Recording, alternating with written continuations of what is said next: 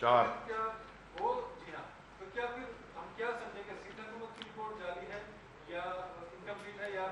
دیکھیں سندھ حکومت کی رپورٹ کا میں نے آپ کو اس لیے بریف سمجھایا نا کہ انہوں نے لکھا یہ اس نے ایکیوز نے یہ ایکسیپٹ کیا کہ میں نے یہ کیا ہے، لیکن جو اصل جس میں 4 نے سائن کیے ہیں اس میں لکھا کہ اس لیے کیا ہے اور اس نے کروایا، اس لیے تو میں سپریم کورٹ جا رہا ہوں تاکہ بلا کے پوچھیں ان سب سے کہ آپ نے سائن کیسے کی. بس تھینک یو.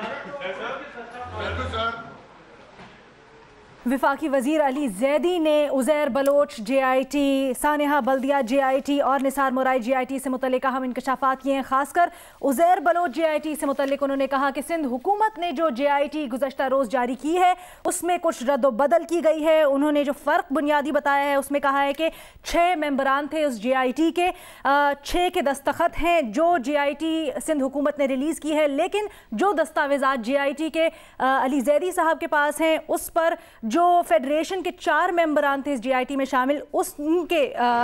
دستخط ہیں. ساتھ ہی ساتھ چیف جسٹس آف پاکستان سے گزارش کی ہے علی زیدی صاحب نے کہ وہ اس معاملے پر سو موٹو لیں اور بلائیں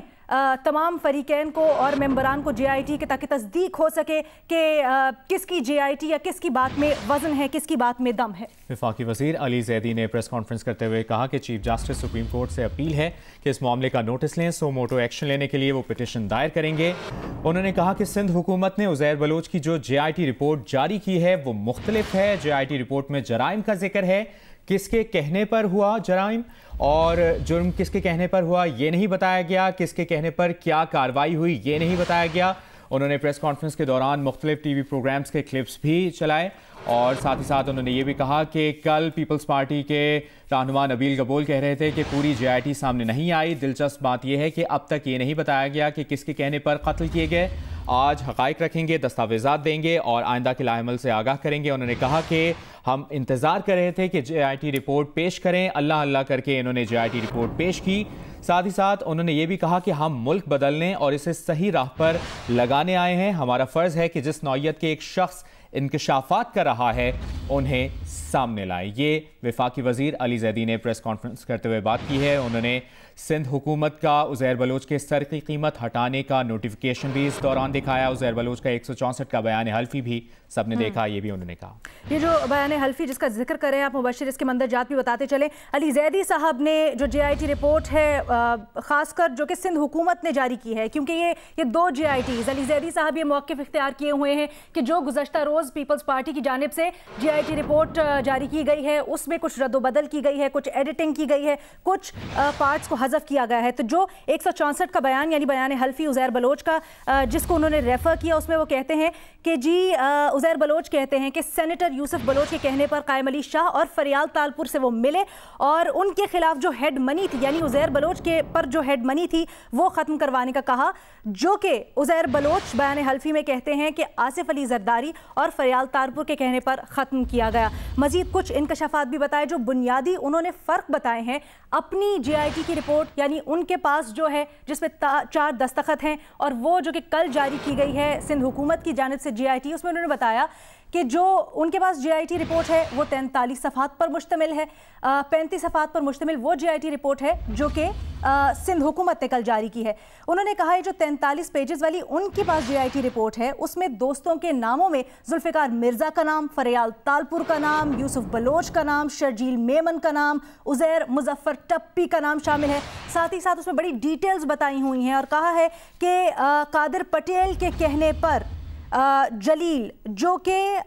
رزاق کمانڈو کا بھائی تھا اس کو قتل کروایا گیا. یہ وہ جے آئی ٹی کو ریفر کریں جو کہ ان کے پاس ہے. ساتھ ہی ساتھ انہوں نے بتایا کہ جو 6 نام ہیں جن میں پیپلز پارٹی کے رہنماؤں کا ذکر ہے ان کو جو سندھ حکومت نے جے آئی ٹی رپورٹ جاری کی ہے اس میں سے حذف کر دیا گیا. وفاقی وزیر علی زیدی نے پریس کانفرنس کرتے ہوئے یہ بھی کہا کہ جو رپورٹ انہوں نے شائع نہیں کی اس میں سیاسی تعلقات کا ذکر موجود ہے. اصل رپورٹ میں صاف لکھا ہے کہ پیپلز پارٹی رہنماؤں کے کہنے پر قتل کیے گئے. رپورٹ میں صاف لکھا ہے کہ ذوالفقار مرزا کے پارٹی چھوڑنے کے بعد شرجیل میمن اور ٹپی ان سے کام کراتے تھے اور انہوں نے کہا کہ جو قانون کے مطابق کارروائی ان کے خلاف کرنی ہے کر لیں. وفاقی وزیر کے طور پر آج ہاتھ جوڑ کر اپیل کرتے ہیں چیف جسٹس آف پاکستان 184(3) کے تحت اس پر از خود نوٹس لیں اور انہوں نے یہ بھی کہا کہ چیف جسٹس مجھے بھی بلائیں، تمام دستخط کرنے والوں کو بلائیں اور کارروائی کریں. یہ بھی کہا وفاقی وزیر علی زیدی نے پریس کانفرنس کرتے ہوئے کہ اس JIT رپورٹ کے اوپر پارٹ 1 لکھا ہوا ہے. JIT کی اس رپورٹ کے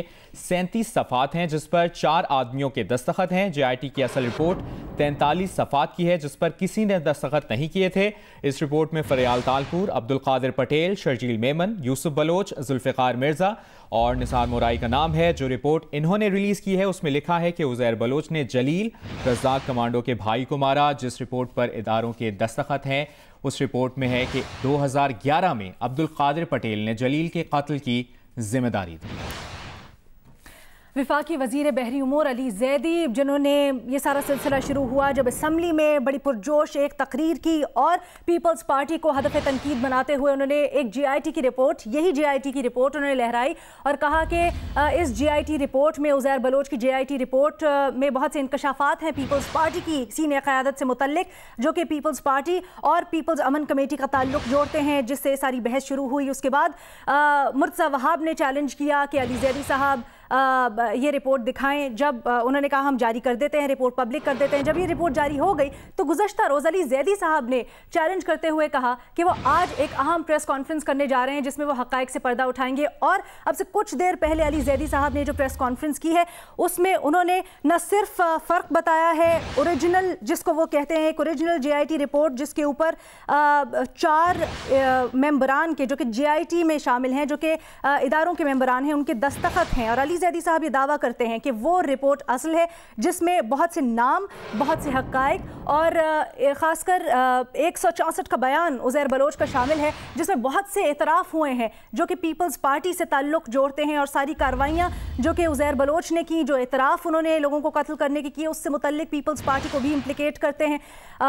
کہتے ہیں علی زیدی صاحب کہ جو JIT رپورٹ گزشتہ روز پیپلز پارٹی کی جانب سے عام کی گئی ہے، یعنی جاری کی گئی ہے، اس میں رد و بدل کی گئی ہے اور اس میں سے بہت سی چیزیں حذف کی گئی ہیں جو کہ پیپلز پارٹی کا تعلق جوڑتی ہے. لیکن اس کے ساتھ ساتھ انہوں نے کہا کہ اگر اس رپورٹ کو بھی دیکھا جائے جو کہ پیپلز پارٹی نے جاری کی ہے، گو کہ وہ اس میں سے کافی حقائق حذف کیے گئے ہیں، تو